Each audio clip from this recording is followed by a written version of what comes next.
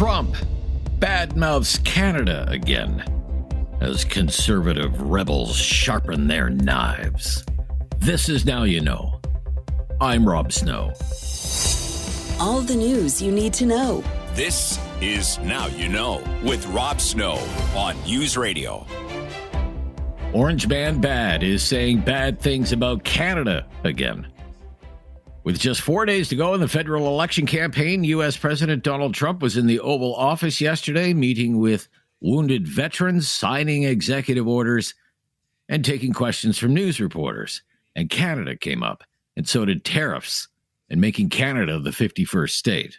I have to be honest. As a state, it works great. As a nation, considering the fact that most of the nation, 95% of Canada, what they do is they buy from us. And they sell to us. If we didn't buy their oil, and we don't need their oil. We have more oil than anyone, but we don't need their oil. We don't need their lumber. We don't need their cars. We don't need anything. So I said, why are we doing this? Why are we spending $200 billion? It doesn't make sense. If we needed something, that would be a different subject.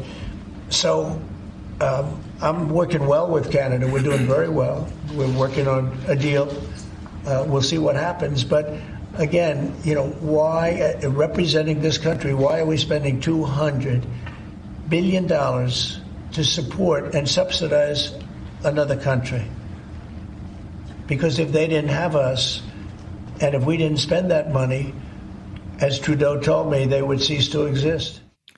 Sure to come up today with Mark Carney set to take questions in Coquitlam, BC, is a report from the public broadcaster that Donald Trump brought up the 51st state issue during his phone call last month with Mark Carney, but that's not how Mark Carney described that phone call. Last night, Carney had what was likely his largest rally in Surrey, British Columbia. BC expected to be a close two-party race between the Liberals and Conservatives. With this room, I think we got a shot. We got a shot at winning that election. But we need it. Elbows up, elbows up. We're getting to that. We need it because President Trump's trade war has literally ruptured the global economy. He has betrayed Canada, America's closest friend, their most steadfast ally. Boo indeed, exactly. Keep going. This is a tragedy. It is a tragedy. But it's also our new reality. We have to deal with this. Pierre Poilievre, the Conservative Party leader, is having to deal with other issues in the closing days of this campaign. Factional warfare in the Conservative movement. Insiders in Doug Ford's PC government in Ontario have been leaking news stories to the news media about how Pierre Poilievre might lose his own riding in Carleton on Monday night. He's been elected there 7 times. But these Ontario PC sources are telling news outlets it's a dead heat between Poilievre and his Liberal opponent, and that the Conservative Party has had to bring in volunteers from other ridings in an effort to shore up Conservative support. Pierre Poilievre made a campaign stop in Halifax, Nova Scotia this morning. He wasn't asked about all of this Conservative infighting, but he only takes so many questions, and he's always on message, and his message again today was change. What I'm hearing is that people want change. They want change. After a lost Liberal decade, Nova Scotians cannot afford to eat, heat, or house themselves. Housing costs have risen more in Halifax than in any other city in the country. The drug addiction crisis and crime crisis is raging out of control, and we can't afford a 4th Liberal term. But there might not be one Poilievre term or one Conservative term if the Liberals win the election on Monday. And if that happens, some political strategists are saying that will be the end of Pierre Poilievre's time as leader of the Conservative Party. Tim Powers is the chair of Summa Strategies. I think it'll come down to this. If Mr. Carney wins a majority I think Mr. Poilievre will be hard-pressed to stay and will quickly, as has been the case with the last few leaders, be pushed if he isn't willing to step forward. If it's a minority, I think there'll be a greater willingness for Mr. Poilievre to make the case that he should stay, particularly given that a minority at this stage is not likely to last maybe more than 18 months. So I think it depends entirely on the outcome. And just to add more speculation to Poilievre's future if the Conservatives lose on Monday, a strangely timed video posted on social media from the Premier of Nova Scotia, PC Premier Tim Houston. In case you didn't know, the Premier of Nova Scotia is Nova Scotian. We will not be bullied by those that look to oppress us. We were the first province in Canada, the first port of call for generations of new Canadians, and we will never be the 51st of anything. My name is Tim, and I am Nova Scotian. Given that video was posted by Tim Houston and his people, just as Pierre Poilievre was starting to speak at a huge rally in Trenton, Nova Scotia last night, some think Tim Houston might just have his eyes on Pierre Poilievre's job. I'm Rob Snow. This is Now You Know, and this is News Radio.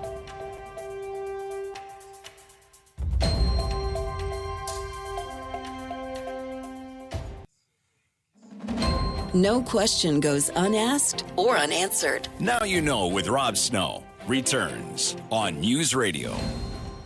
With my friend on the right side of things, Michael Taube is back with us for his weekly contribution to our humble radio show. Michael is a syndicated columnist and speechwriter for former Prime Minister Stephen Harper. Welcome back. Hey, Rob. How are you doing today? I'm good. Good. Great to hear from you. So I asked a conservative-leaning person on the air yesterday, Tim Powers of Summa Strategies, what he thought should happen to Pierre Poilievre if the Conservatives lose the election. Should he step down, be forced out, stay on? And Tim was pretty emphatic that Pierre Poilievre would have to go if he loses, and that if he didn't leave on his own, he would probably be forced out, especially if it's a Liberal majority government on Monday night.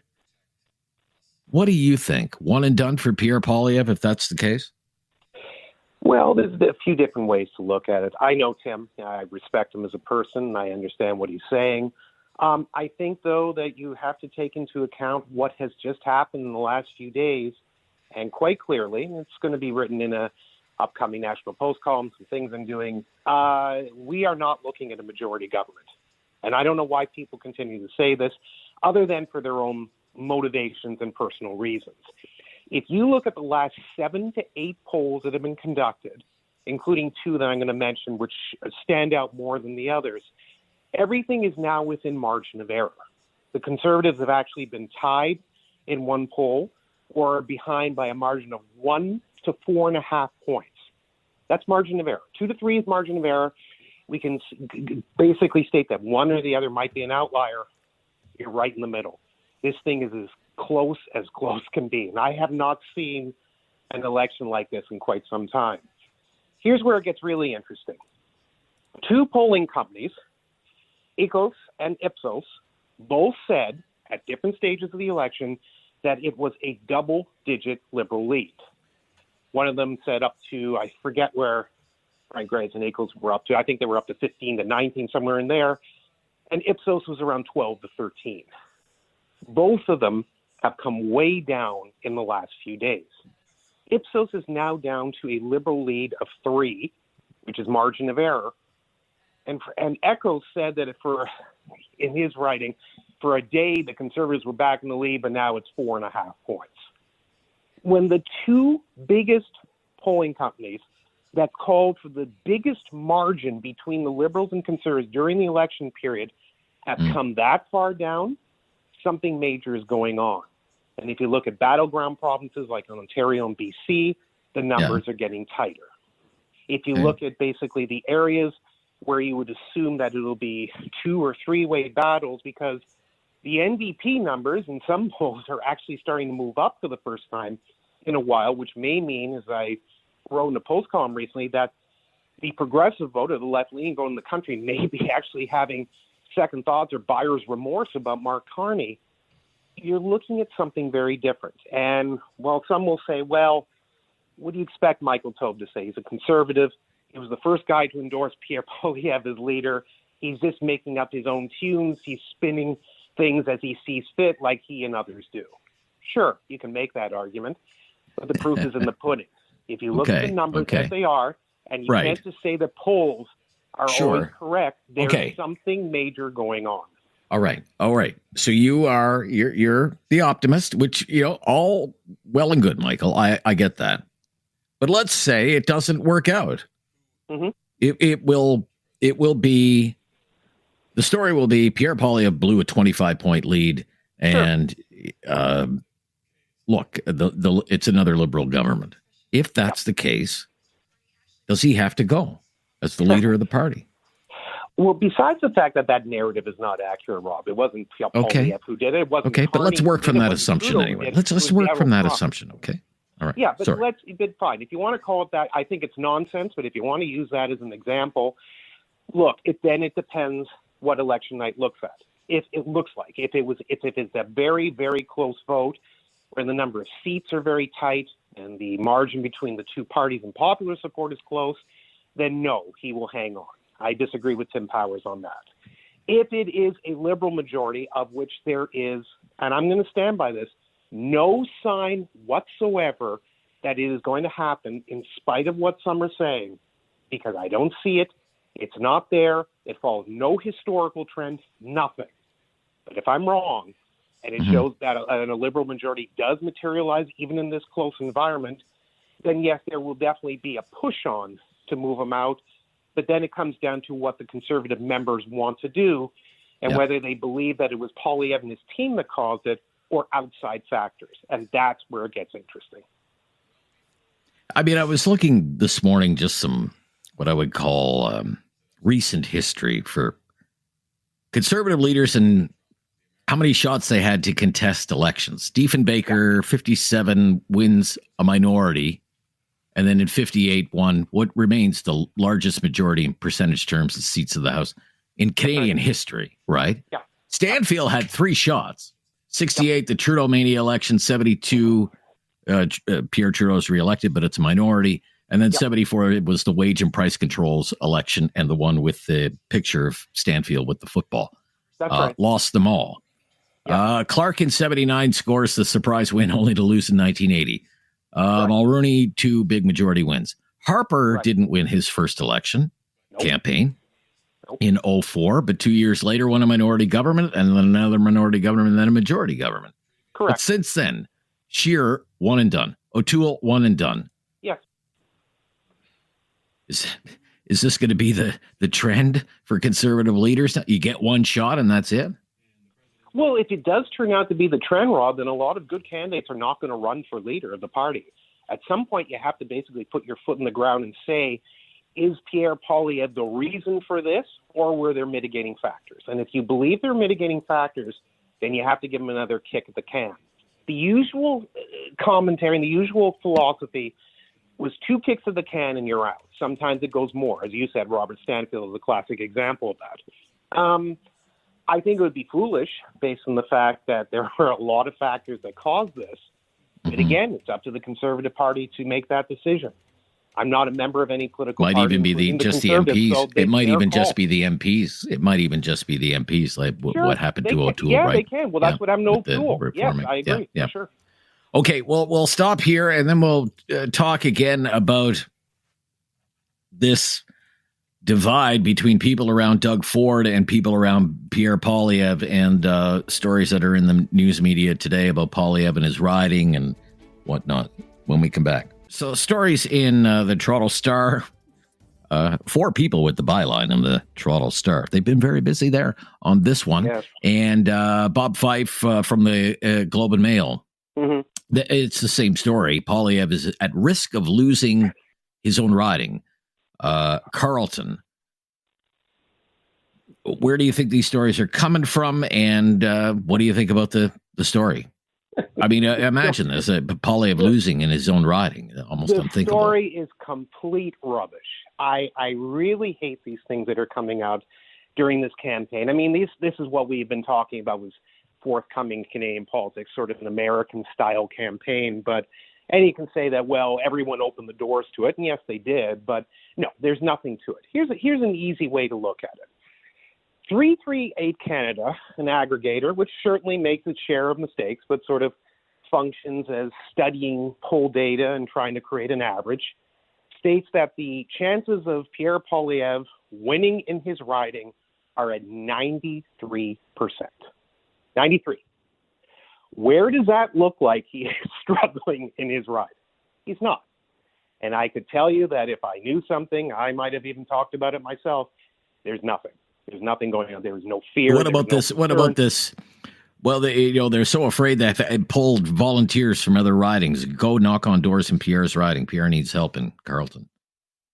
I don't think there's anything wrong with people moving in there. I mean, obviously, when you're a national leader, you need to have people manning the staff and getting out there. I don't deny that the riding has probably been competitive, but in fairness, in the capital region, I think quite a number of ridings have been competitive, including the one that wasn't mentioned in the piece, which has been more competitive, I think, which is Mark Carney's riding of Nepean, where he is really struggling against the Conservative candidate, Bao. I mean, I think he'll probably win in the end, but it was pretty intense battle. So no, I don't think anything of it. And in answer to your second question, where is it coming from?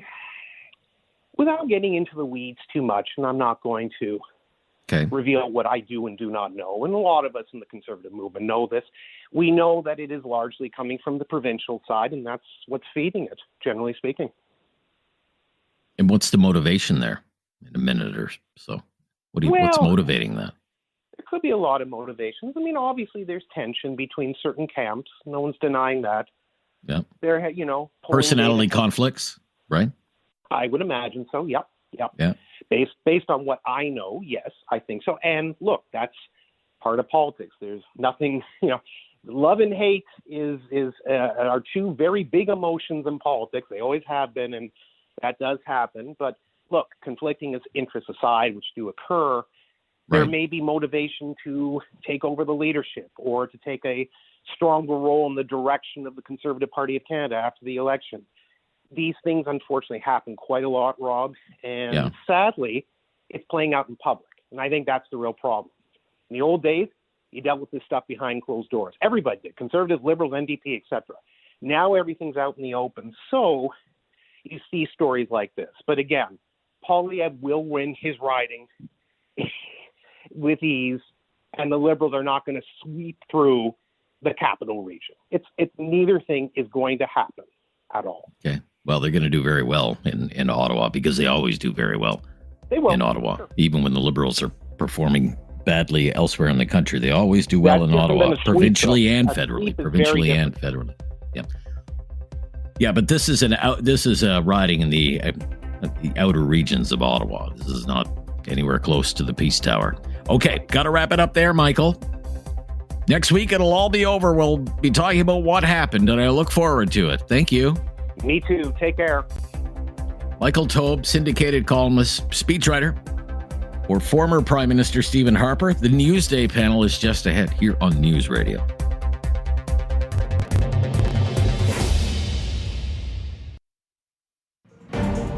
Now you know with Rob Snow continues on News Radio. It's time for our Newsday panel with Nick McRoberts here from Hill and Knowlton. How are you today, Nick? I'm good, Rob. How are you? That's good. That's good. Alex Creston is Vice President, Crestview Strategy, based out of Toronto. Are you wearing a Leafs jersey right now, Alex? I will be later. Not wearing it right now. Okay. All right. Moment. Well, I'll be wearing my Sens jersey later. I don't know what kind of jersey Nick wears. What kind of jersey do you have in the closet? I've got my Leafs jersey in the car in case I can score some last-minute tickets. Okay. All right. I will not hold that against either of you. Okay. And go Sens go. First playoff game in Ottawa in 8 years. So you can imagine lots of buzz about that. Let's talk about what's hot on the hustings today. It's Trump and Carney. And it's all about a news report from French CBC, from Radio Canada. Let me read a little bit here. During the phone call last month between Donald Trump and Mark Carney, the U.S. president put the idea of making Canada the 51st U.S. state back on the table, contrary to what the Prime Minister himself publicly stated later, sources told Radio Canada. According to two Radio Canada sources with knowledge of the discussion, the issue of Canadian sovereignty was raised in the first part of the conversation. Now, Mark Carney publicly, after that phone call with Trump, said it was a very cordial phone call between two leaders of sovereign nations and that Trump respected Canada's sovereignty both in his private and public comments. Okay, so was Mark Carney overselling his conversation with Donald Trump? This is the question today. Mark Carney in Coquitlam, canvassing right now and taking news reporters' questions, and they were ready to go at him today. 4 questions for Mark Carney on this one story alone today. Let's listen to a little bit here. I asked you about this on March 28th after the call, and you said that President Trump respected Canada's sovereignty both privately and in his public conversations. He did. Were you being truthful? He absolutely did. He absolutely did. Look, the president has certain things in his mind that he reverts back to all the time. But treated me as the prime minister, not as something else. I'm not even going to say the word he used to use about my predecessor. Treated me as the prime minister. We had discussions as sovereign nations. We agreed as sovereign nations that these negotiations will begin after the election on Monday. And that is how it was reported back, and that's absolutely accurate. So that's the treatment. Now, the president says lots of things, but the essence of the discussion and where we moved the conversation to was exactly what I said. Treated us with respect as a sovereign nation. We have these negotiations coming, and that's, just to be clear, that is what's at stake. Both things are true. The desire of the Americans and the president to own us, those aren't just words. That's a desire. And the ability of Canada to stand strong, build our own, control our destiny, and in that context, as a sovereign nation, have those discussions. Prochaine question. Next question. Okay, that's good. The essence of what I said about the conversation was accurate. What do you think about this development? Nick McRoberts from Hill and Knowlton.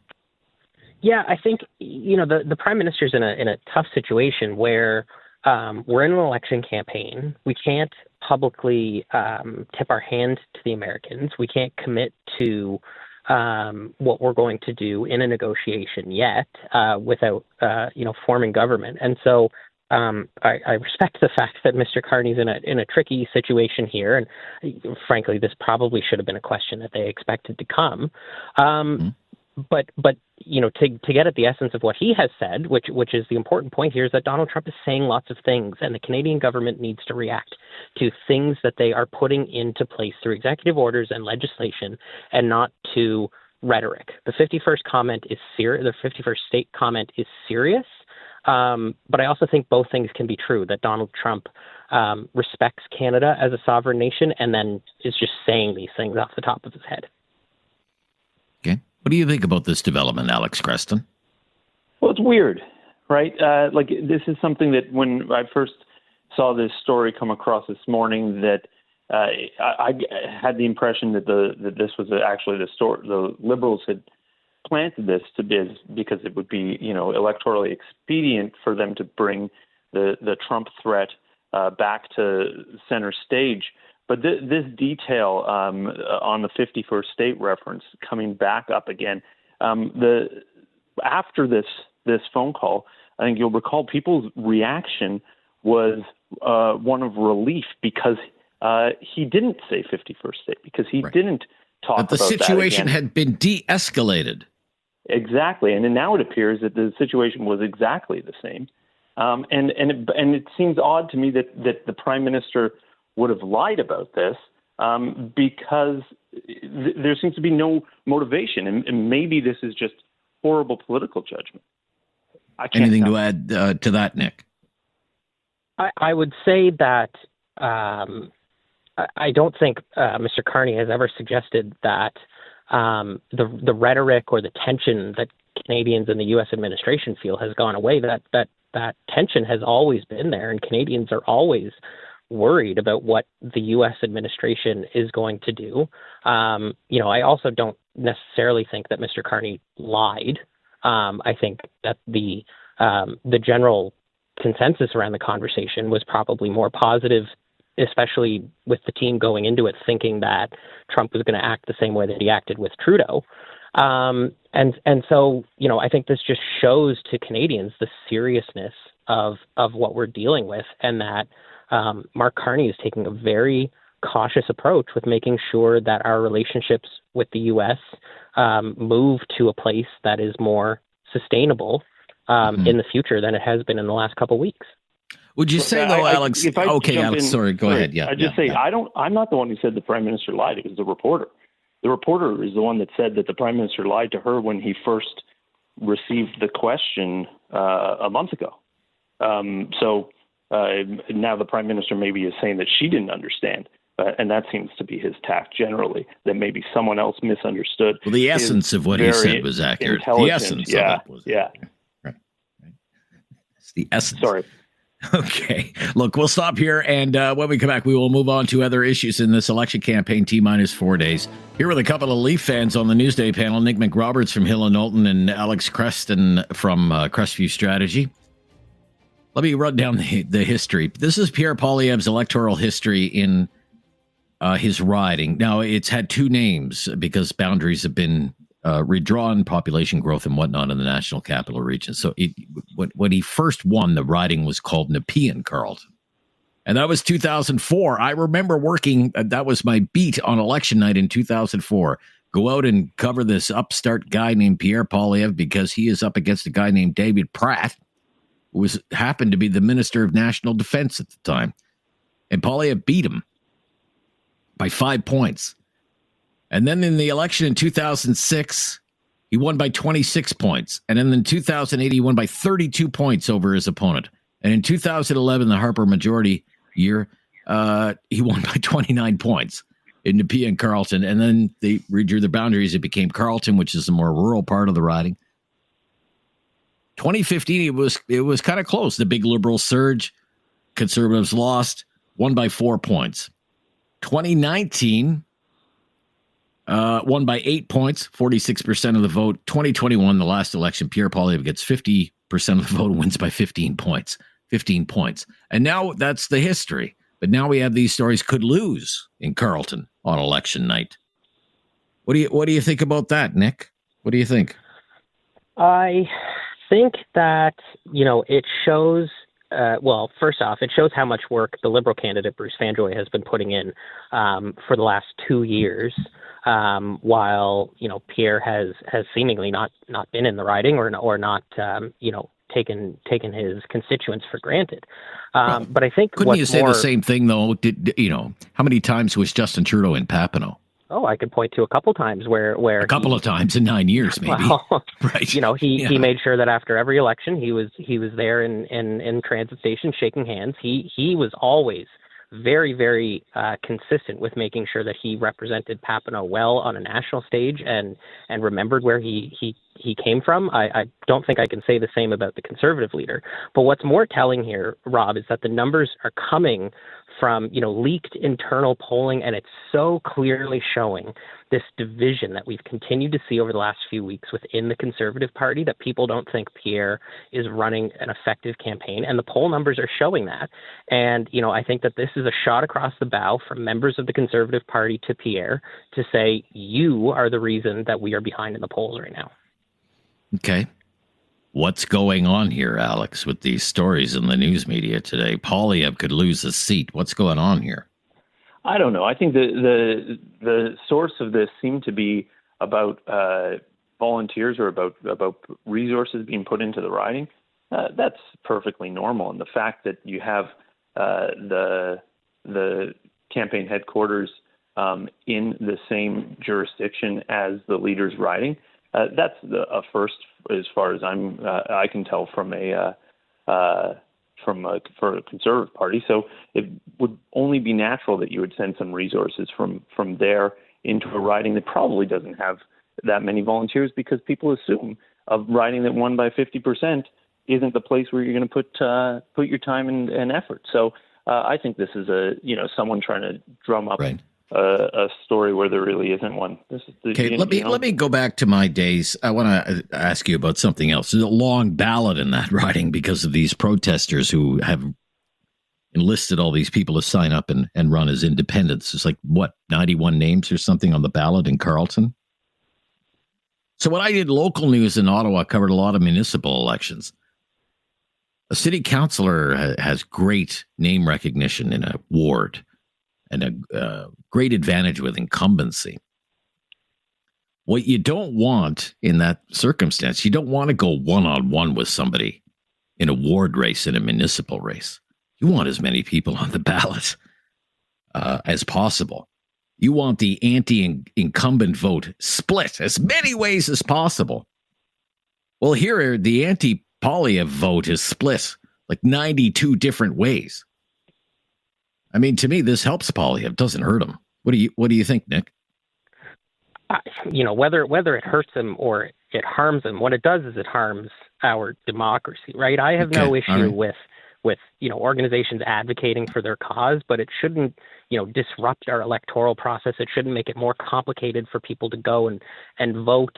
I really choose to not pay much attention to this, because it's a bit of an affront to democracy in my mind. It's the wrong way to protest.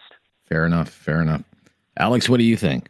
Yeah, I'd say if these people really wanted to make a case for a cause, then they would have been better off running all of these people under a party banner in 91 ridings, right? Like, why put all the resources into this? This seems like a totally incompetent protest that I'm not sure how it proves any kind of a point. It's totally confusing and it is not going to change anything. Maybe just waste time and money. Let me ask both of you. David and I are working until the wee hours of the morning on election night. Do you think we'll even get results from Carleton on election night? Like, will we know who wins Carleton by election night, do you think? Or will we have to wait because of this? I know that apparently this caused delays in the St. Paul's by-election because the ballots were so long, it was cumbersome to deal with. But I don't know. Hard to say. Okay. All right. Like all right. A few more things when we come back with our Newsday panelists here. I'm Rob Snow. This is News Radio. What's a riding to watch? I've been collecting ridings to watch all week from our panelists. Give me a race that you should really pay attention to on election night. A riding to watch. Alex Creston, what's a riding to watch on election night? I'm going to be looking at Eglinton Lawrence in Toronto. That's one that I think is an interesting one. Given the demographics, given some of the geopolitical issues that impact folks in a predominantly Jewish riding, and how with a very well-known conservative candidate, Karen Stintz, who's run for mayor before, been previous chair of the TTC, going up against Vince Gasparo, who used to work for the mayor of the city, who ran in the provincial election as a Liberal and won, and lost by a pretty close margin. So it'll be an interesting one to see. That'll be a good one by the sounds of it. Okay. Eglinton Lawrence. What about you, Nick? What's a riding that we should be watching on election night? Yeah, I'm going to take it back out east, as always. I'm going to take a look at central Newfoundland.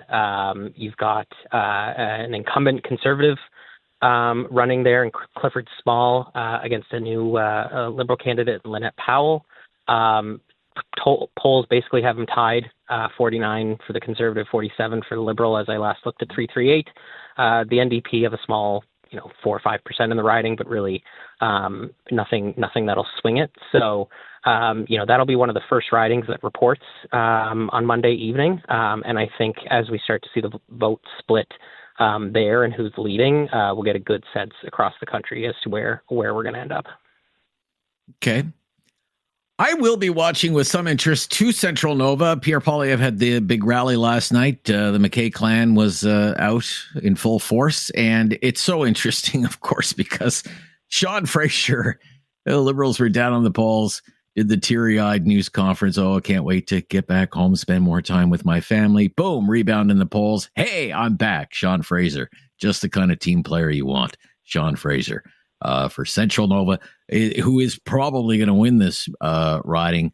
The Conservatives really had their heart set, I think, on taking back Central Nova, which was blue during the Harper years and blue during the Mulroney years. Brian Mulroney actually had that riding for a while. That's how he first won his seat in the House of Commons in a by-election in Central Nova.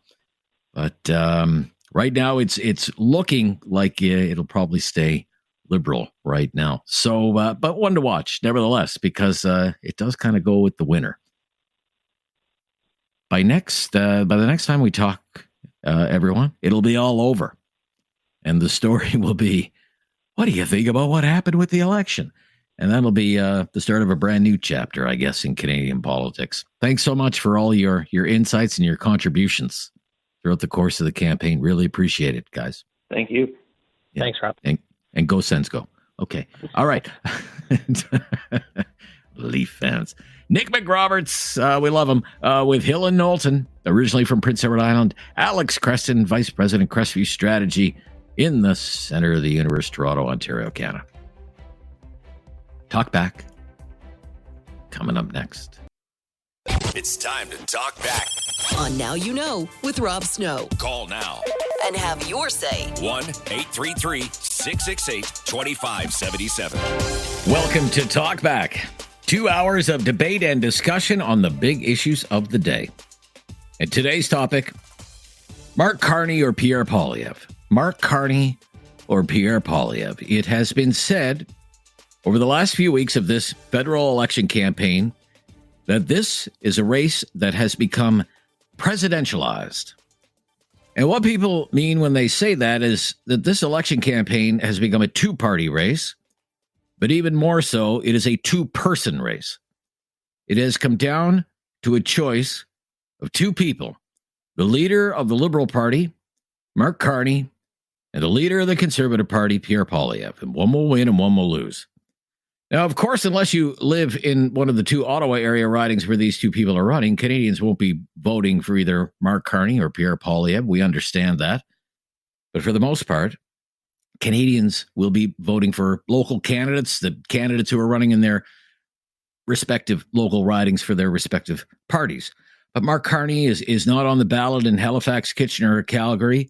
You won't find Pierre Poilievre's name on any ballots in Dartmouth or Waterloo or Airdrie. But we cannot ignore the reality of modern-day politics and campaigning in this country. These two people, right now, are the two most dominant personalities in Canada's leader-driven politics. It is what they say, it is what they do that will be top of mind for most voters when those voters finally decide who should govern the country in the years ahead. It's Mark Carney and Pierre Poilievre who make the news. It's Mark Carney and Pierre Poilievre that we read about in the newspapers and online. It's Mark Carney and Pierre Poilievre who flood our social media feeds. With all due respect to Jagmeet Singh, it's either going to be Prime Minister Mark Carney or Prime Minister Pierre Poilievre once this election campaign is all over with. And for the last more than 30 days, we have been asking you all kinds of questions about this election campaign, about the future of Canada, and what's important to you. We've been asking you about the issues. We've talked about Donald Trump. We've talked about the cost of living. We've talked about the polls and the generational divide and the regional divide and the gender divide. And we've talked about rallies and we've talked about debates and we've talked about platforms. So for Talk Back today, with your help, we want to talk exclusively about these two people, Mark Carney and Pierre Poilievre. And we want your honest opinion about these two people. We don't want you to hold anything back. What do you like about them? What do you like about Mark Carney? What do you like about Pierre Poilievre? What don't you like? What do you think their strengths are? What do you think their weaknesses are? And most of all, why do you think one of these people would make a better Prime Minister of Canada than the other? Mark Carney or Pierre Poilievre? It is an awesome responsibility to be the Prime Minister of Canada. It comes with great power and authority. This is the pinnacle of Canadian politics.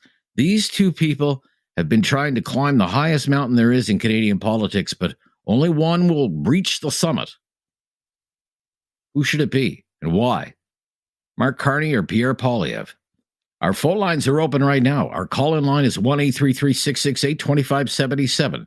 Save that number on your phone. Put us on the speed dial. If you've never called before, just mention that to Joanna, our new call screener. We will make your call a priority. Give your honest opinion. Mark Carney and your honest opinion of Pierre Poilievre at 1-833-668-2577. Peter in Bedford up first. First-time caller. Hello, Peter. Hi, how are you? I'm good, Peter. How are you? Well, I'm doing better than a lot of folks in Atlantic Canada. Why's that? Well, my wife and I, we did our books down here recently, and our buying power is down 37% since 2019. Oh. So when it comes down to this election, people are going to have to decide whether they want more money in their pocket or less. Okay. What accounts for that decline? What accounts for that decline? Well, a lot of what happened is a lot of it was banking policies that Mark Carney had a hand involved in, and you can't saturate the economy with additional dollars without expecting mass inflation and a loss in our purchasing power. Okay. So when I look at that, what a lot of people don't seem to understand about Mark Carney is Mark Carney was the man behind the scenes pulling the strings of virtually every economic policy that was put in place in Canada in the last 6 years. Okay. I mean, it's not rocket science. Okay. So Okay. what it comes down to, and we're dealing with a lot of folks down here in the Maritimes that don't understand a number of things. And it's like this election is about would you rather have more money in your pocket or less? And anybody that took the time to read Mark Carney's book Values, you can guarantee 100% based on what he said himself is you're going to have less money in your pocket. He is going to raise taxes. And he is going to drive us into basically a financial debt Armageddon, where we'll be paying over $60 billion. So you don't think much of Mark Carney. You think he has the wrong financial policies. What is your honest opinion of Pierre Poilievre? Well, the thing is this, at least what the man is saying makes sense. And he doesn't have the same track record of being involved in business that Mark Carney had. But I can tell you this, that all the banks that Mark Carney and BlackRock, State Street, and Vanguard all got pulled into their ESG policies. And that was based on a lot of recommendations by Mark Carney. And they've all withdrawn from that within the last 6 months, saying, look, Mark, you've made major errors, and we're withdrawing from the policies that you were involved in. Right. So what's your honest opinion of Pierre Poilievre? I think you'd make a much better leader. I mean, to me, it seems to be a hands-down common sense approach. Common sense makes more. He makes more common sense. Okay, you've got us off to a good start, Peter. We got to run. Thank you. We're going to get a lot of calls today. Phone lines are jammed right now, as a matter of fact. But give us a shot. There's a free line right now. Peter's gone. 1-833-668-2577. 2 leaders vying for one job. Most important job in the country. Prime Minister of Canada. Mark Carney, Pierre Poilievre. Steve in Calgary up next. On line 2. Hi, Steve. Yeah, if I were to compare each to a Hollywood actor, I would say Carney reminds me a lot of Ben Stein. Bueller. He exudes about the same amount of excitement. And then on Poilievre, he reminds me of Bradley Whitford from The West Wing. He's very sardonic and has... if you saw him in Revenge of the Nerds and Billy Madison, he plays that kind of... He really knows how to dig in. But I have one question for you, but before I ask that, do Canadians prefer to elect a failed businessman? Because when you're a businessman, you do what's best for your business, and you're going to use all the tools that you have. And if sometimes that didn't look good for Canada, it's because he's doing his job, and he didn't write the rules.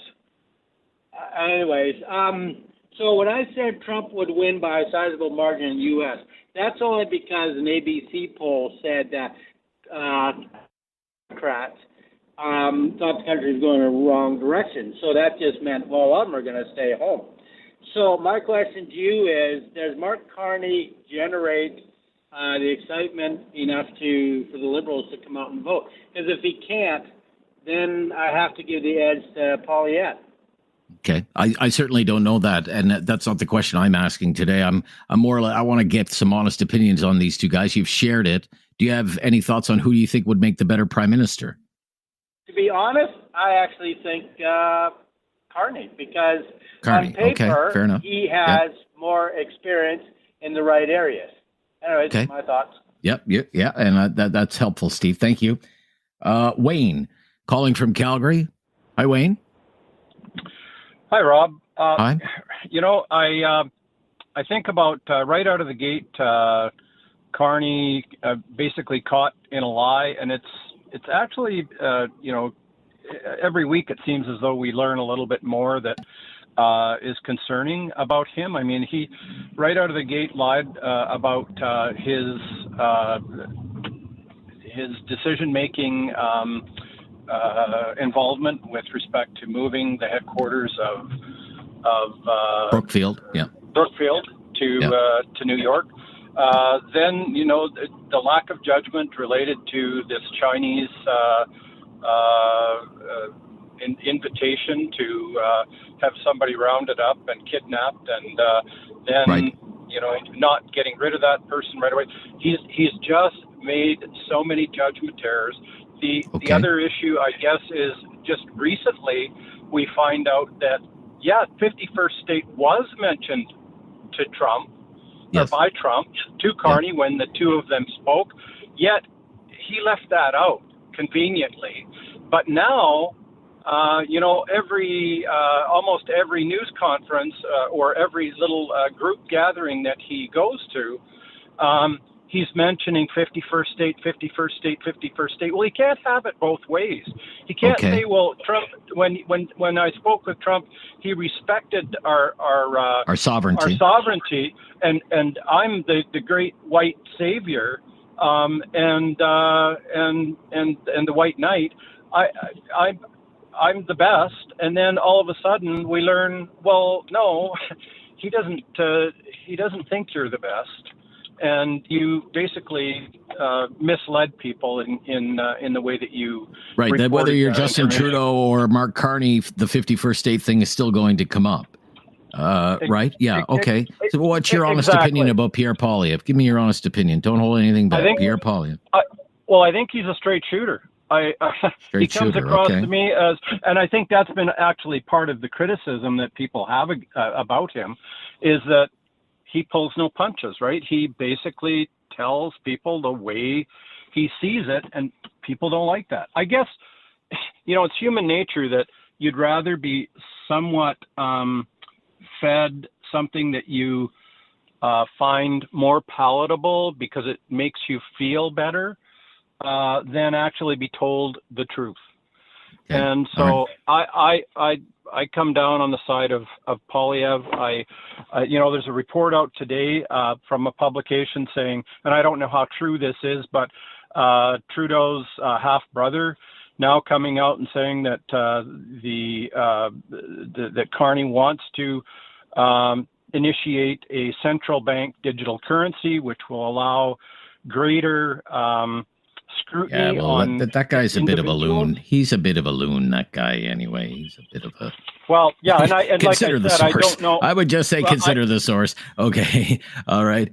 I'm going to run. Thank you. You like that? You have questions about Mark Carney and his ability to tell the truth. Fair enough. No, that's a news story today, right? About his judgment and about his judgment. I do 100%, yes. And I think the more we learn, the worse it gets. Okay, and you like Pierre Poilievre because he's a straight shooter, even if it's not everyone's cup of tea. Fair enough. Thank you, Wayne. Goodbye. We'll stop here and be back on the phones. 1-833-668-2577. One free line available. Mark Carney, Pierre Poilievre. They have the best chance of becoming the next Prime Minister of Canada. Let's focus exclusively today on these two individuals at the top of the political food chain in this country. Your honest opinion, please, of both. 1-833-668-2577. Talk back on News Radio.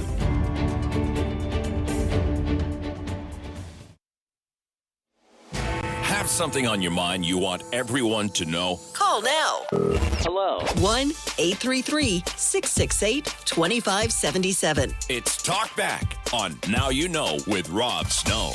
Paul in Edmonton up next on Talkback as we gather honest opinions about Mark Carney and Pierre Poilievre today here on Talkback. Hi, Paul.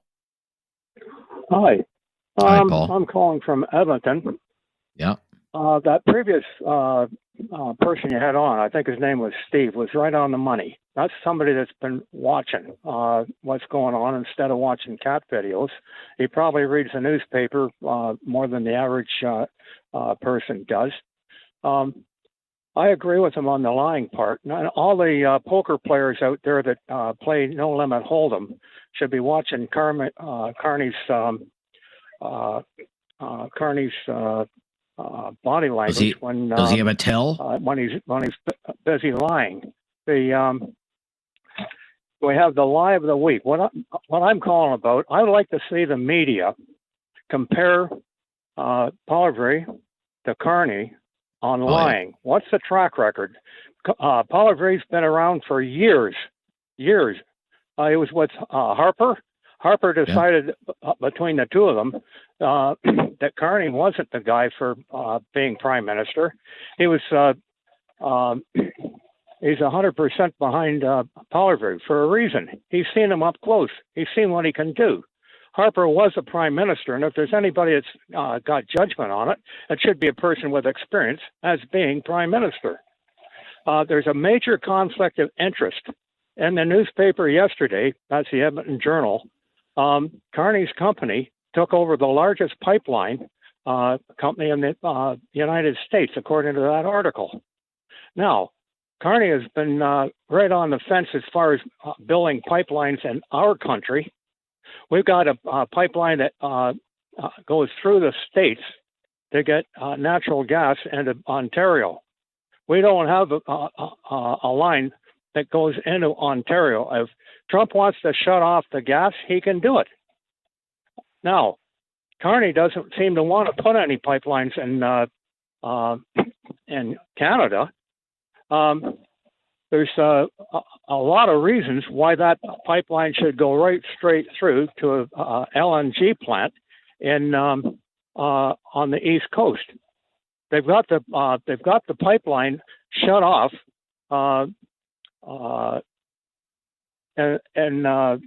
Okay. Just because we're a little tight on time. Paul, what is your honest opinion of Pierre Poilievre then?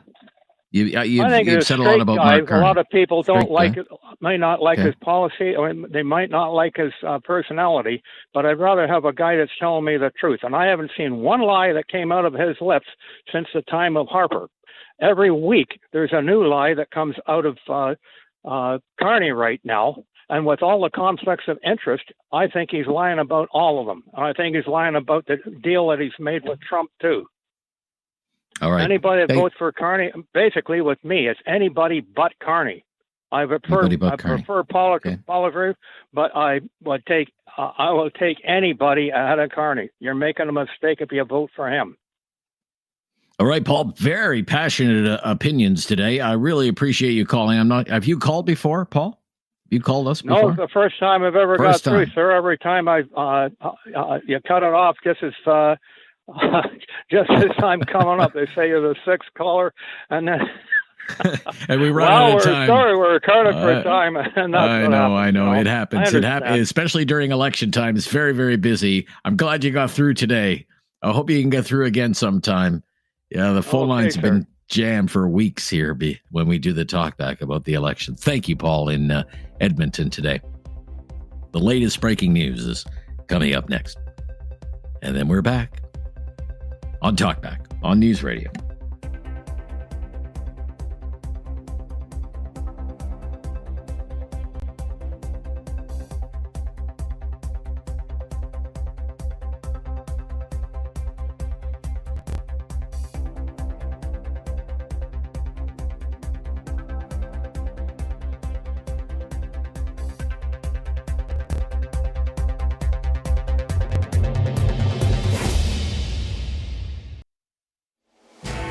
something on your mind you want everyone to know? Call now. Hello. 1-833-668-2577. It's Talk Back on Now You Know with Rob Snow. There are only two people who have a realistic shot at becoming the next Prime Minister of Canada. Mark Carney actually already has that job. Pierre Poilievre would desperately love to have the job.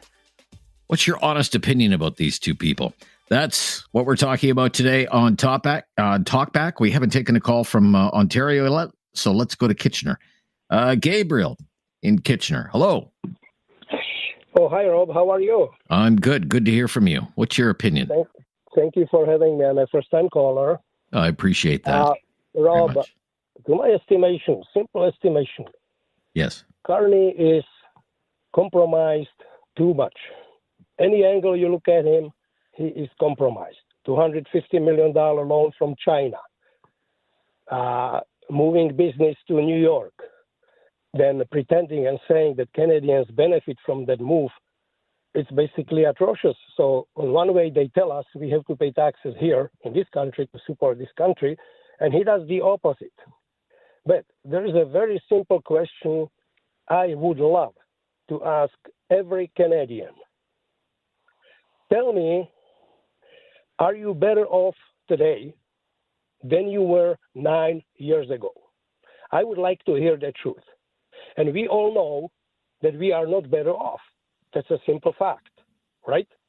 Now, Carney's cabinet has the same people back, those people who even Trudeau fired. So what do we expect? It is going to be the same thing. And Carney, as many of the callers before me, he lies. You cannot trust him. He was a banker. Look at his track record. Everywhere he was banking, the record is not stellar after him. Okay. Bank of England, it's Bank of Canada under Harper. He pretends to take the credit for that 2008 fiasco. It was not him. It was Jim Flaherty. He was the finance minister. That was the guy who saved Canada, not Carney. So, again, let's ask Canadians this question. Are we better off today than we were 9 years ago? Okay, good question. Good question. Classic question. Love it. What about Pierre Poilievre? What's your honest opinion of that guy? Pierre seems to be, like everybody pretty much says, straight shooter. He is not compromised. He tells the truth. Truth sometimes is hard to take. We all know that. We like to hear sweet, beautiful, promising stories, and most of people go for that. However, truth is where you have to bite the bullet, you have to work hard, you have to do whatever is needed, and get back on track. And this is Pierre Poilievre, not Carney. Carney is part of elite who has easy life. He is very smart. There is no question. He's a finance guy. However, the problem is the finances are going his way and not our way. Secondly, he's been Trudeau's financial advisor for all the time in the background. Where did we end up going to? He was the advisor there all the time, in shadows, behind the curtain, Rob. So, Okay. He's like the Wizard of Oz. He's the Wizard of Oz. Okay, thank you. I'm gonna run here. Imran up next, calling from Calgary today. Hello, Imran. Hey, hi, Rob. How you doing? Hi, Imran. Yeah, good to hear from you. What's your opinion, please? I feel that the current situation warrants a much more experienced and hands-on approach that can be in reference to the tariff situation and relationship with the U.S. I feel that Mark Carney will be in a better position to address issues and resolve them, rather than a new phase coming in. I don't have anything against Pierre, but I feel that this situation, the crisis situation that we are in, requires a much more experienced type of approach. Okay. What is your honest opinion about Pierre Poilievre? Give me your honest opinion. You prefer Mark Carney? All well and good, sir, and you've outlined it well. You think he has the experience. You think he has the skills. What about Pierre Poilievre? I think Pierre Poilievre, he's a young person, and honestly speaking, he has good future in ahead of him. I think he should, if the situation that we are in now, if it was a little bit different than the situation, in ordinarily, I think he would have been a okay choice too. But both candidates are professional, but unfortunately, it's all about the financial crisis addressing and relationship with the U.S. which has come up at this time. So I feel that at this point in time, I think Mark Carney will be a better choice. Right man at the right time. Okay, gotcha. We're going to stop here and get our phone quality issues sorted out. No. Mark Carney and Pierre Poilievre, we want your honest opinion on these two people. To Halifax, Nova Scotia. Pierre Poilievre was in Halifax today, as a matter of fact, after a rally in Trenton, Nova Scotia last night. Connor is in Halifax. Hello, Connor. Hey, Rob, how's it going today? Everything is fine here, sir. Your honest opinion on these two leaders. To be honest with you, the one guy is a champagne socialist. He's a narcissist. You can see it from a mile away. Okay. All people need to do is you can literally if you just read a couple points of his book, one point he talks about, tell me if this doesn't sound narcissistic. This is a quote from the book. Every single financial decision made by every individual and organization must prioritize decarbonization over everything else. And he goes on to say, not so casually, but he implies, there will be many prices to pay along the line, but they will be necessary, or else. Okay. All right. Okay. So that's Mark Carney you're talking about. So what's your honest opinion of the guy? He's a narcissist, just champagne socialist. Most definitely. And okay. you can tell, okay, let's just say he does, God forbid, he went a minority. Let's say the conservative vote is the 40% of the country that's going to vote that. You can tell when the reporters are questioning him, when he doesn't like it, he gets very offensive. You're going to get very offensive to 40% of our population that don't agree with you? Okay. All right. So you're not sure he would be a good prime minister for all Canadians. Fair enough. What's your honest opinion of Pierre Poilievre? What do you think of him? He's a sensible guy. He's been saying the same thing now. People have said for 10 years, if you go and look at his essay that he wrote in 1999, he is preaching the exact same thing. His values, his morals, nothing's changed. He's had this outlook for this country for the last 25 years. Right. Well, I've heard it from a lot of people, though, that they think it's just slogans. He's just slogans, and there's no substance to it. Just a thing I hear all the time, okay? Just something I hear all the time, okay? The slogans is what's going to drive home a message. You hear, some slogans, you're going to look into it a little bit more. You're going to, okay, what does that mean? Let me look into a policy. If you were just going on policies right now and comparing the two, it is a night and day difference. And frankly, I'm quite terrified for the division that will happen in this country if the Liberal government does get in. Okay. All right, Connor, thank you for hanging on there. Appreciate it. Back to Calgary now. John is up next. Hello, John. Hello. Hi, John. Good to hear from you today. We want your honest opinion about Mark Carney and Pierre Poilievre. What do you think of these two people? Well, Mark Carney is an outright liberal liar.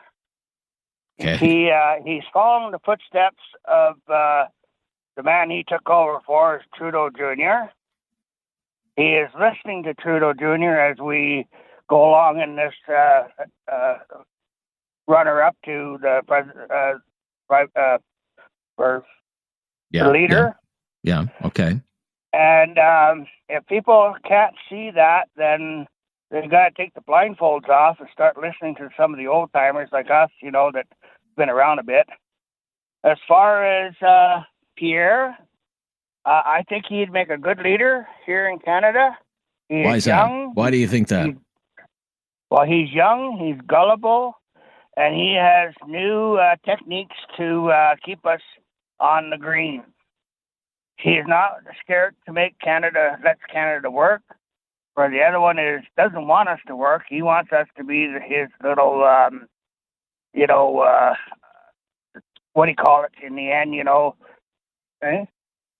Okay, I'm not sure. He wants to be, not sure. like my wife said, a puppet, eh? A puppet. Okay. Now, Mark Carney says, "Look, I'm not Justin Trudeau. I have a fundamentally different approach than Justin Trudeau." You don't believe that, by the sounds of it. I don't believe that in a heartbeat. He's taken all his lessons from Trudeau. Okay. Trudeau's sitting back in the background there. Right. He still wants to control Canada, and he will do nothing. He will stop at nothing to control Canada. Okay. And now let me ask you this. Let me ask you this, John. A common criticism that I hear all the time about Pierre Poilievre is he's too aggressive, he's too abrasive, he's too much of an attack dog. What do you think about that? I've not seen that. I haven't seen that within the man. Okay. I've seen with him that he wants to see Canada flourish. He doesn't want to see us broke up. Okay. He doesn't want to see the West leave the East. He wants to make Canada as whole as can be. And truly, as an Easterner, but I've lived in the West practically all my life, since I was about 8 years old. And I am very leery about what's going on for my grandchildren and their children. Okay? All right, John. Thank you. Thank you, John. Got to run. Thank you for your opinion. To Dartmouth, Nova Scotia. Rick up next. Hello, Rick. Your honest opinion on Mark Carney and Pierre Poilievre, please. Hi. Well, I've given it many times, but I'll try again. I saw Pierre Poilievre here in Halifax when he basically first became the leader for the Conservatives, and the guy's got a sense of humor. I mean, he's sharp as a tack. I hear all the criticisms of him, and I reject them outright because those criticisms just seem to be parroting what other people say. It's never based on fact. And in terms of Mark Carney, he lives by an ideology, and the ideology is climate change, and nothing supersedes that. And I'm pretty sure that if he won a majority government, that he would just tell the Canadian people, look, we made a mistake by removing the carbon tax. Sorry, we're going to bring it back. And there's nothing we can do about it at that time. So we'd have another 4 years of that, plus the alienation of Alberta, which a number of callers have always mentioned. Yeah. Oh, yeah. In terms of getting... They've said if the Liberals win, we're gone. We're gone. I'm gone. Yeah. Right. Yeah. And if Carney doesn't win, he will not stick around, in my view, as opposition leader, because that's not what he's about. He's about controlling things, like in his job before. And for people who say, Poilievre, the only job he's ever had is an MP, well, 22 years. Okay, you think he might have learned something? Gee whiz. Okay. It's a crazy thing that I see from my social media friends. Here in my riding, we have fourth term Darren Fisher running again. And, if he gets in again, we're going to get a lot of the same thing. Now, just one last thing in perspective. I first voted for the older Trudeau back in 1972, and then my next time for the rest of my life until about 4 or 5 years ago when they canned Thomas Mulcair, I voted NDP and was a strong supporter of the party. So I'm a guy who changed his mind. I haven't been with one party my whole life, Gotcha. Or will not be ever, that as well. But right now, I'm for Poilievre, and God bless him. Good enough. Okay, thank you. Let's go to Del is up next in Alberta. Hello, Del. Yes. Hi, Del. Good to hear from you. Yes. First time caller. I think Appreciate Pierre that, would be better for the country Why is that? because he's down to earth Down to earth. and Okay. he tells the truth. Okay. Okay. The Liberals, no, they haven't changed. on that because Carney, he just lies, doesn't tell the truth. All he wants to do is spend money, and he isn't out for the middle-class people. The kids aren't going to be able to afford a house, groceries, or even buy a car at the way they're going. And Pierre, he wants to cut the taxes to help out the working class. All right. Okay. So when it comes to Mark Carney, you think he struggles telling the truth? Is that a big thing for you? That's a big thing for you, right? Right. And you don't think Pierre Poilievre stretches the truth at times, sir? No, he doesn't. He is a politician, right? They complain that he's an attack dog, but the thing is, that is his job as opposition leader because he holds the government accountable for all the stuff they do. All right, let me ask you something else, Del. Let me ask you something else, and I'm sure you've heard this. Pierre Poilievre is mini Trump. He's Canada Trump. He's too Trumpy. What do you think about that stuff? No, he isn't. No. The truth, what the thing is, the truth hurts, and people can't handle the truth. Okay. He's not like Trump. Right. You sound like Jack Nicholson from A Few Good Men. You can't handle the truth. Okay, Del, good to hear from you in Parkland, Alberta today. I think we better stop here. We're a little tight on time. Imran in Kitchener, you're just going to have to hang on. I hope you'll hang on. It'll just be a few minutes. If I bring you on now, you would only have about 25 seconds to speak. It's been very busy as we talk about Mark Carney and Pierre Poilievre. We want your honest opinion about these two people. We have such leader-driven politics in this day and age, in this election campaign as well. What do you like about them? What don't you like? What do you see as strengths and weaknesses for both? Who would make a better prime minister? And don't hold anything back. Get it all out. Get it off your chest. 1-833-668-2577. Hour number 2 of Talkback after the latest breaking news. It's time to talk back. On Now You Know with Rob Snow. Call now And have your say. 1-833-668-2577. Welcome to hour number 2 of Talkback. Great to be with you on this Thursday. We have two leaders vying for one job. They want to be Prime Minister of Canada. Mark Carney and Pierre Poilievre, the two leaders with the best shot. We want your honest opinion about these two people. What do you like about them? What don't you like? What do you see as strengths? What do you see as weaknesses? And who would make the best prime minister? 1-833, pardon me. Let me get the phone number right. 1-833-668-2577. There we go. In Kitchener is Imran up first in hour number 2 of Talkback. Hi, you're on the air. What's your opinion, Imran? Hi, Rob. How are you? Hi there. I'm good. Thank you. Go ahead. I have few points. One is about the polling results. I think in January, Conservative was around 42 or 48. I cannot remember. There was a big points. Well, they had a big lead. Sure. Yeah. Yeah, big lead. Yeah. But I think that was a false signal to the Conservatives, at least by 5 to 7 points. The reason is mostly there was people was not liking Trudeau, right? And then they just shift their mindset to Conservatives, and that was I think misleading information to the Conservatives. And then when Carney came, there's another 5 points. So total 10 points where they're at now, actually. So that is the real scenario now. That is my number 1 point. Second point is, I think the Conservative, they didn't address the multicultural community, especially in Ontario, especially in Toronto, because I never saw, or maybe I missed, that Pierre is saying something inclusive in those rally or something. He always say he was adopted, and his I think his wife was also named people of color, and so she's from Venezuela. From Venezuela. Yeah, but I never saw he was really addressing it boldly, the multicultural issues and the inclusion kind of speech in his different rallies in Ontario. So I think he's missing points there. And I can see insider information. I'm a people of color, and there's a bit of scariness in my community that Pierre will be like Trump.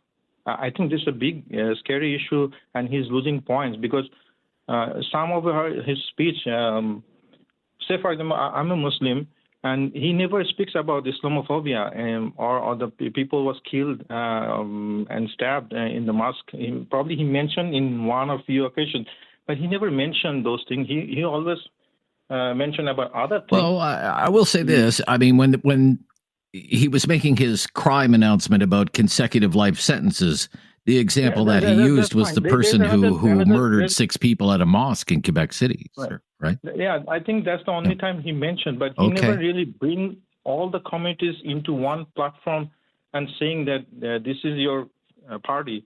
Okay. And that is a what big about thing Mark in Carney, Ontario, sir? What about right? Mark Carney? What is your opinion of Mark Carney? Honestly, I don't know about him because he's not a politician and he's talking a lot of things, but his policy is almost similar like Justin Trudeau, and because they're not talking about balancing the budget or rather spending more money that might cause even more inflationary pressure. So I am actually an undecided voter still. Initially, I was thinking to vote for conservative, right? But then I tracked back because some of the comments, like the what's the term he was using, Pierre? He's going to repeal the rights of the lawyers or something. I forgot the term. Was he going to overrule something or something?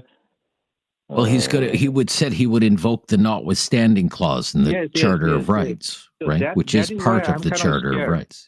Okay, fair enough. That's why I'm kind of scared. How he's going to use it, nobody knows. That's a gray area. And he is playing with fire, actually, in this case. He's playing with fire. I think that is causing him at least 2-3 points, if I want to quantify. Okay. So you haven't made up your mind yet. That's very interesting. You're obviously you're one of the rare ones, Imran. Look, thank you. I really appreciate. The main reason is, Rob, I'm scared. I'm scared. You're scared. Because I'm a people of color. And what if he comes to the power and start doing things that we don't really expect from a politician? All right. Okay.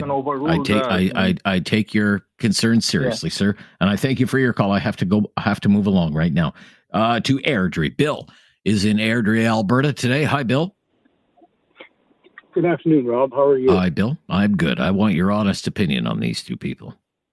Can I bring up another thing here? I was listening to an interview with Desiree Kessler. I'm not sure if you're familiar with her. No idea. No idea. She was a banker with Mark Carney in the World Economic Forum. Okay. And she held the same level that he did. And I listened to an interview with her from Paris. And she was talking to him. She said, I think what we're doing here might be breaking the law. It might be illegal. A week after that, she got fired. And she's been a whistleblower over there. And she says, the people of Canada better find out who Mark Carney is because nobody knows really what he's all about. And I noticed yesterday Klaus Schwab, who famously had said, will own nothing and be happy, right? Yeah. Yes, that's it exactly. Somebody has whistleblowed on him, and it was so much truth to it. He's resigned now. And I really think the people of Canada we don't know enough about Mark Carney to really know what he's, and I was also listening to a money talk show down in the States, and they were talking about Mark Carney and Brookfield. And they were saying that Kushner Enterprises got into financial problems. And Brookfield stepped in and took a third of a position to keep them afloat. Well, but Brookfield has done business with Kushner. That's there's no secret there. Okay. Now let me, because we're very tight on time and the phone lines are ringing off the hook today. Mark Carney, don't know enough. Questions about his background, whatever. Got it all. What about Pierre Poilievre? An honest opinion about Pierre Poilievre? No, they said Pierre Poilievre is too much like a bulldog. And I watched, he was doing a rally here the other night, and I'm not sure where it was, and somebody was heckling him with over the top, and he stopped, and it was an autistic child. And he handled that so perfect. Like, I couldn't believe he handled it so professionally. His wife went out and made sure that the young guy was doing okay. And I kind of got the impression they may have an autistic child, but I'm not sure. And they have a I just nonverbal child. They have a nonverbal child. He is revealed. Okay, that. yes. Yeah. Okay, good. That I didn't know. So yeah, you know what? I think I've got to go with Poilievre. I don't think we can go with 4 more years of what we've had before. All right. Thank you. 2 lines available there. We freed up 2 lines. If you want to get in and join the discussion, love to have you today in hour number 2 of Talkback. JC in Calgary. Hello, JC. Hi, JC. Hi, Rob. Hi there. Good to hear from you. Yeah, good to connect. Go ahead. Yeah. I'm not sure whether we're living real time, a tragedy, a comedy, or a farce. It's quite the time in Canadian politics. It is existential. We're making a big choice between continued, what would you say, fascist liberalism, continued under Carney, or we're going to get out from underneath that and move in a different direction. Carney's all about managing and controlling the society, and Poilievre is about helping society. So there's a big change for Canadians and a big choice. Okay. And kind of what I'd like to say about Poilievre is he is the political medicine needed at this moment. As you know, medicine sometimes tastes bad, tastes a little bitter. Even political medicine is going to taste bitter. And for those people that say that, well, we don't like his demeanor, well, then you choose the sugared poison that Carney's going to make you swallow. All right. If you think Poilievre is the Buckleys that we need right now to carry on with your metaphor, well, what is it about him? What does he have to offer, do you think? Well, it's the total opposite of the road that we're on, and you know, he's offering a change, number one, and you know, he's going to look at the income side of things rather than the expense side. He's going to foment, you know, pipelines, and that's income. When you're dealing with what would you say, a strong, well, the orange man, as people call it, you know, you have to have a different plan than going in and challenging him with force. So I see his plan as what I've seen in my career and my business dealings with, what would you say, a sociopathic megalomaniac. You just you can't challenge him. You have to move on, and moving on for Canada means building pipelines, getting our economy away from the United States. If we want to survive, that's what we have to do. Yeah. We have to. They both say they want to do that, though. They both say they want to do that. Well, the thing that I see, and I'll point to, is the lack of the repealing of Bill 69, the, what would you say, the tanker ban on the West Coast, the LNG thing, which is, you know, legacy from his predecessor. I'm not seeing that he's looking at the financial income, and you know, Trump is right that you take away our ability to make money, which is shut off our oil, and you know, shut down the car industry. We don't have we're in bad shape here. Yeah, we're in bad shape. Yeah, for sure. We're in really bad shape. So all right, JC, I got you loud and clear where you're coming from. So I'm going to move along because it's very busy. R in Halifax up next. Thanks for calling from Halifax. R, you're on the air. Your honest opinion of these two leaders, please. Hello? Hi there. Go ahead. Hi. I've been listening to your show, enjoying it very much. First-time Thank you very caller. much. I appreciate that. To answer your points, I think Carney would be what Canada needs right now. He is educated. He's educated in economics. He has global experience. He has international contacts. He also has global and international respect, which Canada really needs right now. He understands the international markets. I feel he could strongly go head-to-head with Donald Trump and hold his own. I saw that he was a very composed debater in the English language debate. He speaks well. I think he has what's required of someone to hold the office of Prime Minister. Well said, well defended. What about the other guy? Now, with Pierre Poilievre, I feel that he has been too long in politics as the opposition, and I do not see Pierre Poilievre having the qualities required to be a strong prime ministerial representative. I feel that he has too many similarities to Donald Trump. I also do not like when I saw him embracing the Freedom Convoy, where you are locking people down in their homes on the main streets of our capital city, and you, as a leader, embrace that.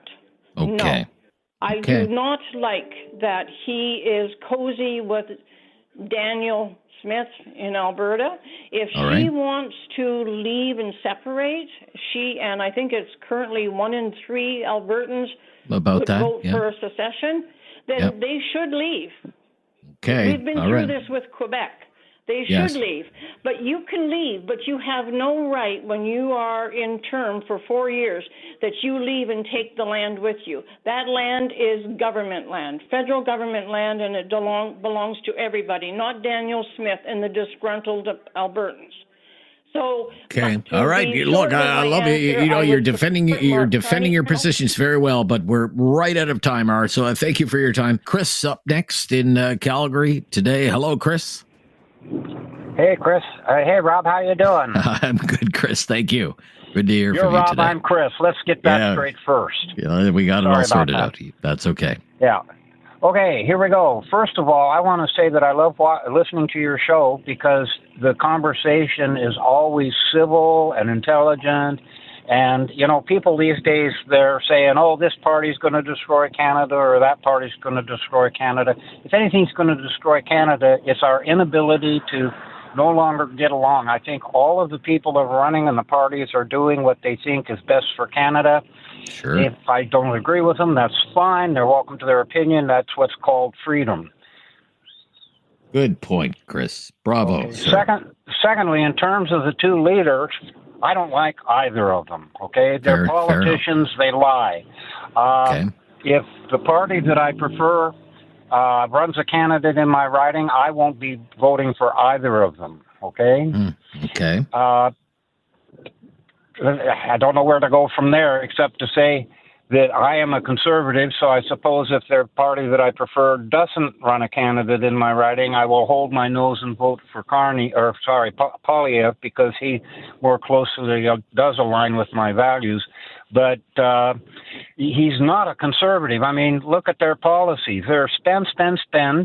Of course, Poilievre is saying he's going to make some cuts to try and pay for it, but we're still going to end up with a deficit. And who's going to pay that deficit but the taxpayers and our future generations? So, yeah, fair enough. It's a hell of a bad choice, if you ask me. Okay. So, would it be fair? 4 days to go. Are you undecided at this point then, or no? I have a party in mind. Right. Okay.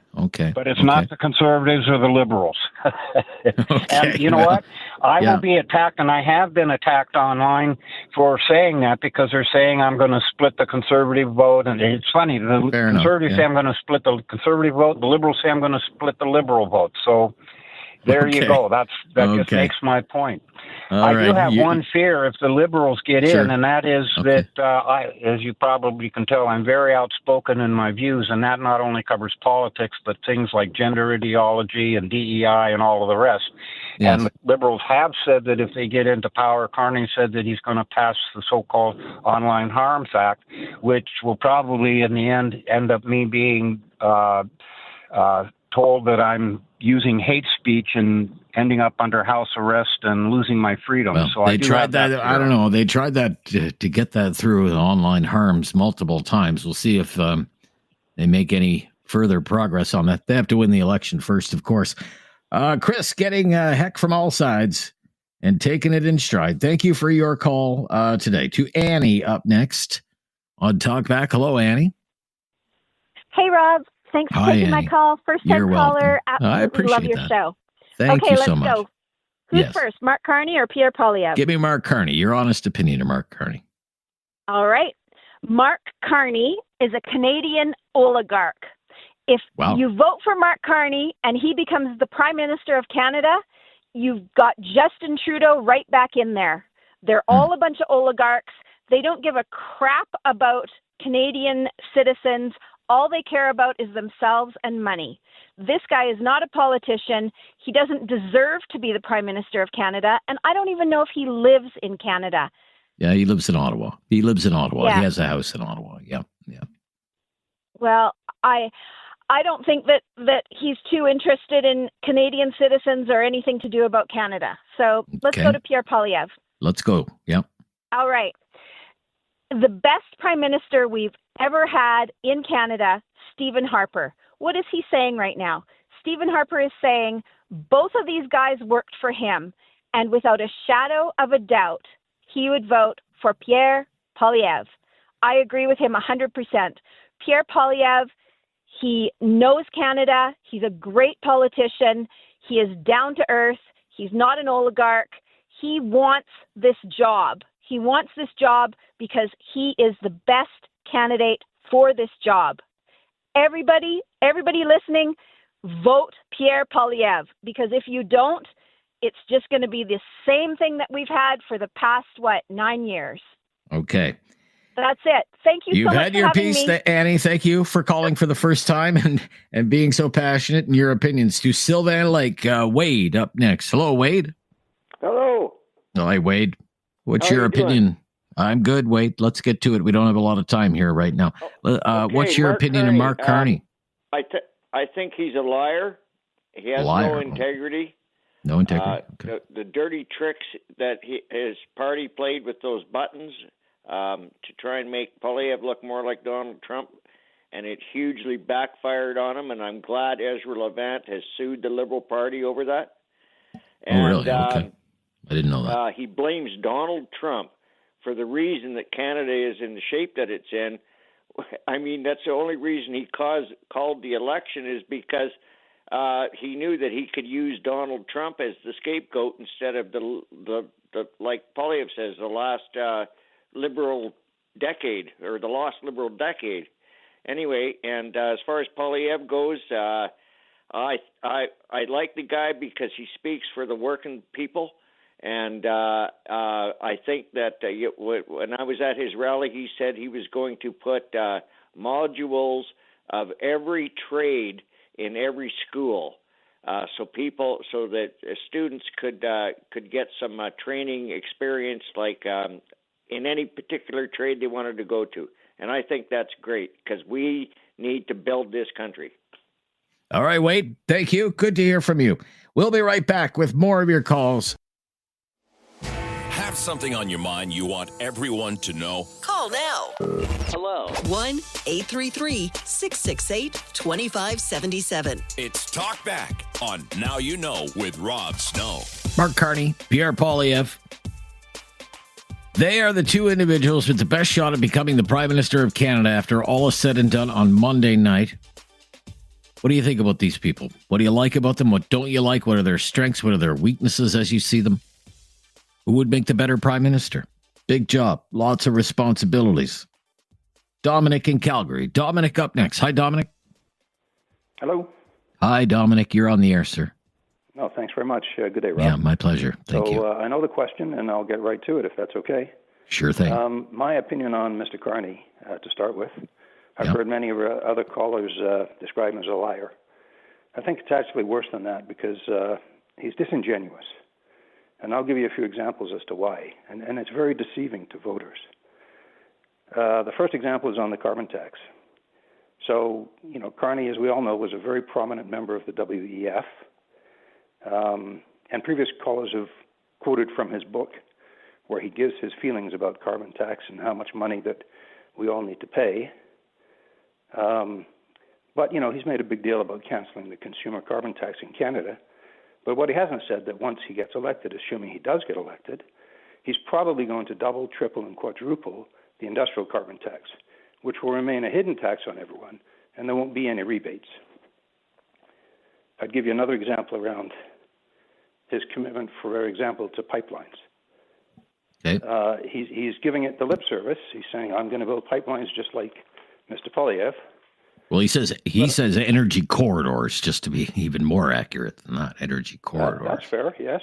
Yeah, okay. But he's refusing to cancel Bill C-69. And, of course, that bill will be used by every group, individual, and others that are opposed to any of these energy developments, and particularly resource developments. And resources are really the key to Canadian wealth. I know auto manufacturing and aluminum production in Quebec and Ontario are very big in those parts of the world, but when you look at the backbone, what drives foreign revenue coming into Canada, it's really resources, and particularly oil and gas resources. So if you don't cancel Bill C-69, we're going to be standing still till hell freezes over with legal challenges. One more example, if you will. An earlier caller referred to the digital currency, and I said, you said, well, consider the source on that one. But digital currency is a key platform of the WEF, and of course Carney is and was a key participant in the WEF. So I don't think it's very far-fetched that he will go down exactly that road. And generally, it's this intrusion mentality that the Liberals have with respect to, our personal freedom and rights. Gotcha. Yeah. What about Mr. Poilievre? Yeah. So by contrast, I look at Mr. Poilievre's platform and what he's saying, and I think he's got the best interests of Canadians at heart. I think he's very clear on what his policies are and will be. I think he's refreshingly honest for a politician, and maybe that's saying too much, but maybe to a fault. I think he's overly blunt, and I think that puts a lot of people off. I think he's made a few mistakes strategically in this campaign, and I think that's going to cost him. I hope it doesn't cost him the win. Okay. Very good. Very good. I like the way you prosecuted your case there, Dominic. Thank you so much for calling today. Let's go to Robert. We have time to take Robert's call. Thank you, Robert, for calling. You're on the air. Oh, hey, Rob. Great show, Hi. Rob. Thank you. Yeah, go ahead. I didn't think I was going to get through today.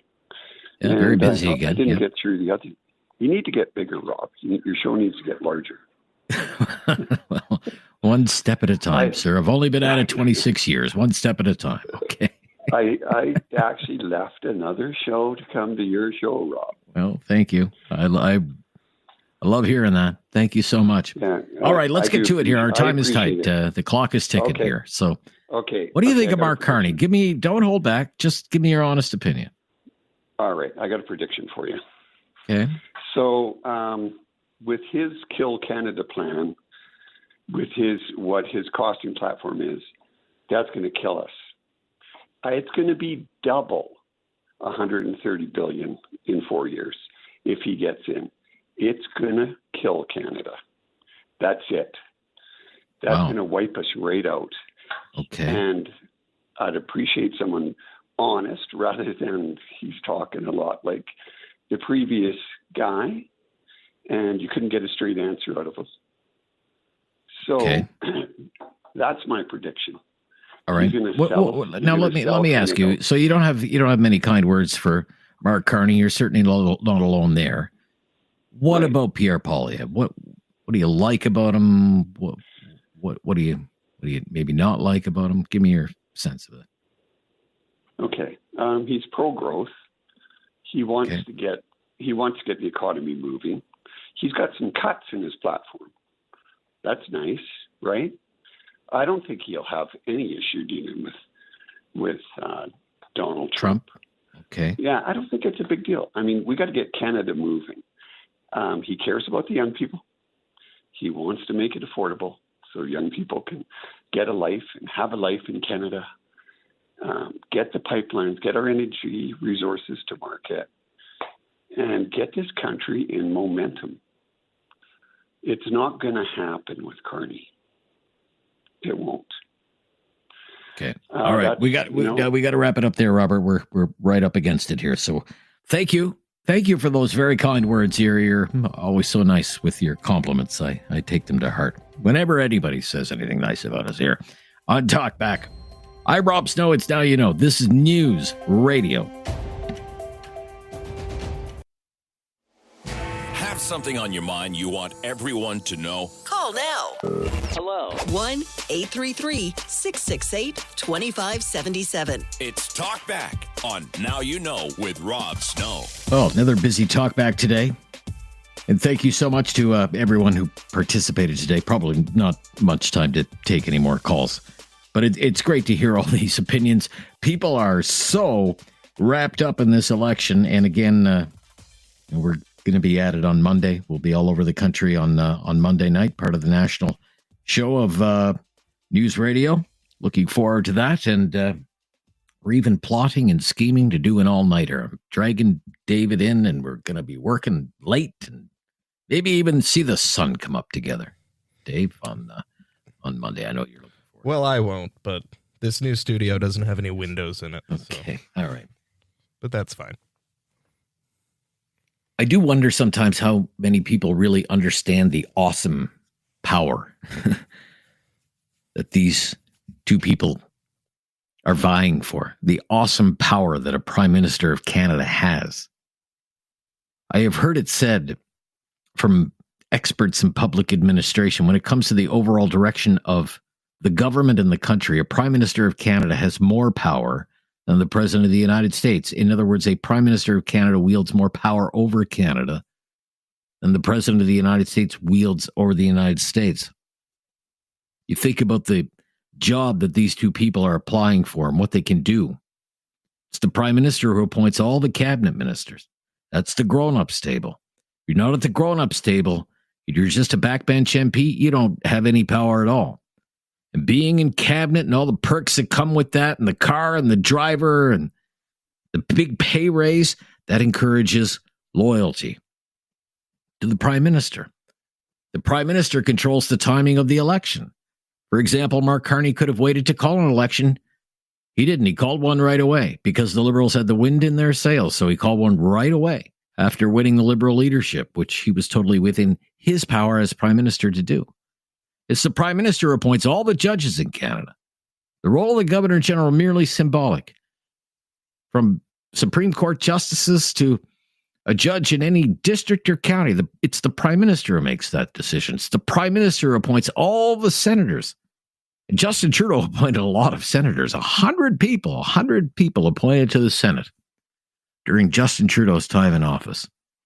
It's the Prime Minister who appoints people to all sorts of boards and agencies and crown corporations, the patronage appointments, from the CBC to the Bank of Canada to the Parole Board to the Canada Council for the Arts, Export Development, National Capital Commission, the Royal Canadian Mint, Via Rail. The list goes on and on and on. Nobody becomes an ambassador to another country unless the Prime Minister says so.